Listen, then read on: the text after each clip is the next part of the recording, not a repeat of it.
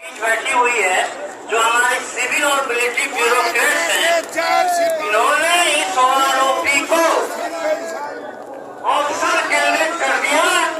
सारा का सारा आरोपी का लाभ अधिकारी वर्ग ले गए।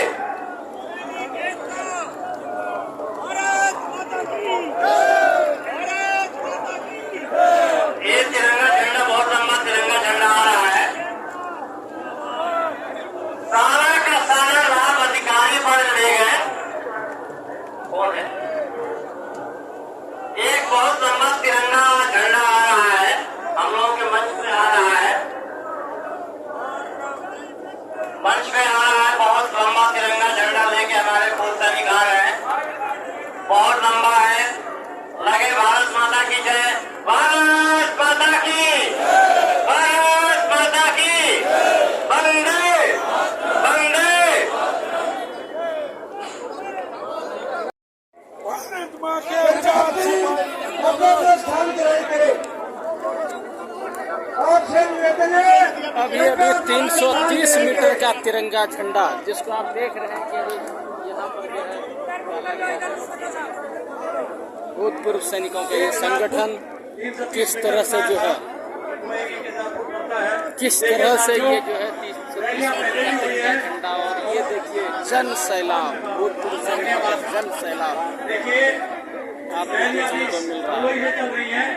लेकिन आज आप इस जो वक्ता है वो भी पूरा विस्तार से इस मंच से ये बता रहे हैं कि विषमताएं क्या है, वास्तविकताएं कहाँ गड़बड़ हुई है। तो अब आप उन्हें वीर बहादुर जी सुनिए। आप देख रहे हैं ये आपका स्टेज। बहुत फख्र की बात है। तो मैं यहाँ पे आया था कि कहीं भी राष्ट्र का जो प्रधान होता है, प्रधानमंत्री की बातों को जो ब्यूरोक्रेसी है ऑनर करती है और उसके अनुसार अपना नियम नीति बनाती है। लेकिन ओआरओपी में उल्टा हुआ। न सिर्फ प्रधानमंत्री की इस मंच इस धरती से दिए गए वादे के खिलाफ ओआरओपी दिया गया, बल्कि जितनी भी कमेटियां बनी थी, कमेटियों का रिकमेंडेशन था, चाहे वो कुशियारी कमेटी हो या कोई भी कमेटी हो, इसके ऊपर निर्णय लिया गया। ओआरओपी जब मन हुआ तो उसमें सिपाही से लेके सिद्धार्थ नगर तक 200 रुपया से लेके 500 रुपया से लेके 1500 रुपया तक की बात है। जबकि अधिकारी वर्ग जो कि 58 साल तक भी चाल है।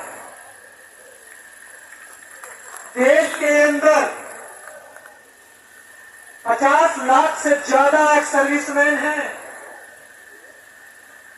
और उसमें से 30 लाख के आसपास तो हम जैसे और जवान ही हैं। हमारी कितनी बड़ी संख्या है?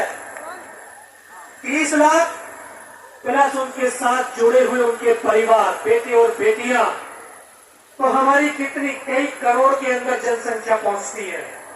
और बाबा भीमराव अंबेडकर ने हमें लोकतंत्र के अंदर अधिकार दिया है। आपने हमसे वादा किया था कि हमें मौका दो, हम ये विसंगति दूर करेंगे और इस भूतपूर्व सैनिकों को उनका सम्मान देंगे। हमने विश्वास किया, आपको सिंहासन पर बैठा दिया और ये ताकत आज भी हमारे पास में है। ये संविधान की ताकत हमसे किसी ने छीनी नहीं है और इस ताकत के बदौलत आज उसी ग्राउंड से 10 साल बाद विश्वकर्मा का दिवस है आज, और आपका भी जन्मदिन है ना। देश के प्रधानमंत्री माननीय मोदी जी का भी जन्मदिन है और इस संसार के रचयिता विश्वकर्मा देव का भी जन्मदिन है। और इस राष्ट्र का निर्माण करने वाले इन सैनिक, इस राष्ट्र का उत्थान करने वाले सैनिक, इस राष्ट्र की सुरक्षा और रक्षा करने वाले सैनिक आज फिर उसी ग्राउंड में आपके सामने उस संकल्प को दोहराने का, उस संकल्प को याद दिलाने का काम करने के लिए यहाँ पर आए हुए हैं। हमें किसी का विरोध नहीं करते, हम तो सैनिक हैं। विरोध करना, किसी को सामान बेचने में मजा आता है, लेकिन मैं पॉलिटिशियंस और राजनेताओं को बताना चाहता हूँ, ये सैनिक हैं, इनको अपना लहू बहाने में बड़ा मजा आता है। ये तो पूरा राष्ट्र, पूरी दुनिया देख रही थी। अभी हाल ही में इस सेना के चार बहादुर योद्धाओं ने, सैनिकों ने शहादत दी, और लोग, पॉलिटिशियन लोग क्या पार्टी और जश्न मना रहे हैं। क्या हमारे बलिदान की ये शोहरत है, ये सम्मान है? हमें पैसा नहीं चाहिए तुम्हारा, पैसे के लिए सैनिक बलिदान नहीं देता। हमें सम्मान चाहिए, हमें अपने हक चाहिए।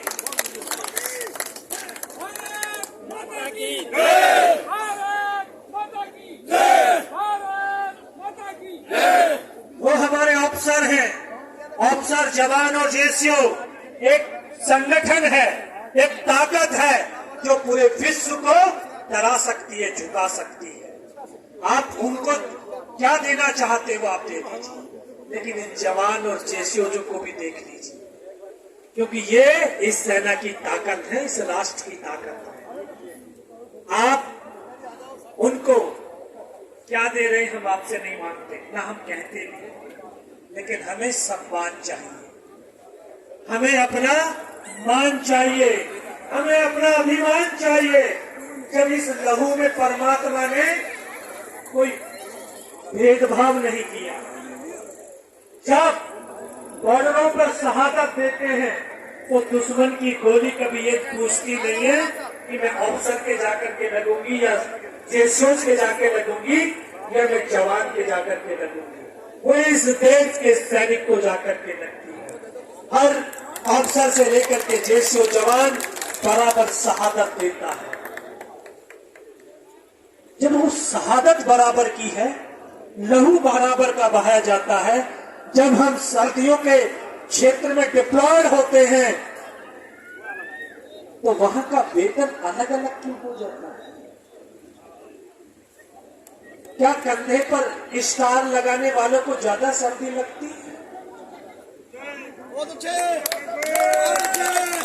भारत माता की, भारत माता की। वो हमारे कमांडर हैं, हम उनका सम्मान करते हैं, लेकिन ये भारत के ब्यूरोक्रेट और भारत की सरकारों को सोचना और समझना चाहिए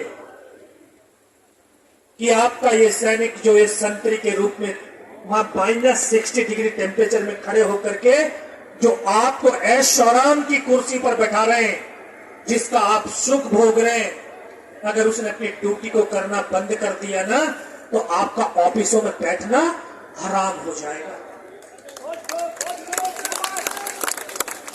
या उन सैनिकों की बदौलत है। जब वो एक सैनिक बराबर अफसर से लेकर के एक जवान तक 60 डिग्री टेम्परेचर में खड़े होकर के ड्यूटी दे रहे हैं, तो वहां पर वेतन में डिफरेंट क्यों डिफरेंट है? ये सोचने और समझने वाले की बात है। जब हम फील्ड इलाके के अंदर जाते हैं, वहां पर कैटेगरी अलग अलग कर दी जाती है। और ये तो आपने देखा अपनी आंखों के सामने, जब कारगिल का युद्ध हुआ, जो पूरी देश ने मीडिया के माध्यम से लाइव देखा, और यहाँ तो पॉलिटिशियंस ने हमारी शहादतों को भी बंटवारा करना शुरू कर दिया कि अफसर मरेगा 5 लाख, जेसीओ मरेगा 2.5 लाख और जवान मरेगा 2 लाख। ये कौन सा देश है? ये कौन सा न्याय है? ये कौन से पॉलिटिशियंस की सोच में है? क्योंकि आप लोगों की जो पॉलिटिशियंस की सोच होती है ना, कि ये कहते हैं अरे जवान है, मरने के लिए तो है। मैं आपको ये बताना चाहता हूँ, ये जवान मरने के लिए नहीं, मारने के लिए है। भारत माता की। जब ये दुश्मनों के सरों को मूली गाजर की तरह काटते हैं ना, तभी इस देश की आजादी सुरक्षित होती है, तभी ये राष्ट्र सुरक्षित महसूस करता है। और इस राष्ट्र की 140 करोड़ की आबादी इन्हीं सैनिकों के ऊपर विश्वास करती है। आज बोरविल में बच्चा गिरता है, फौज को बुलाते हैं। आपदाएं आती हैं, फौज को बुलाते हैं। रेल एक्सीडेंट हो जाता, फौज को बुलाते हैं। क्यों? इन आपदाओं से निपटने के लिए आपके पास संगठन नहीं है, आपके पास संस्थाएं नहीं है, लेकिन आपकी उन संस्थाओं का काम करने के तरीके नहीं है। और लोग बोलते फौज क्यों विशेष है? फौज इसलिए विशेष है क्योंकि राष्ट्र की सुरक्षा की अंतिम पंक्ति में खड़ा हुआ एक सैनिक है। इस सैनिक के बाद और सुरक्षा करने वाला कोई नहीं है।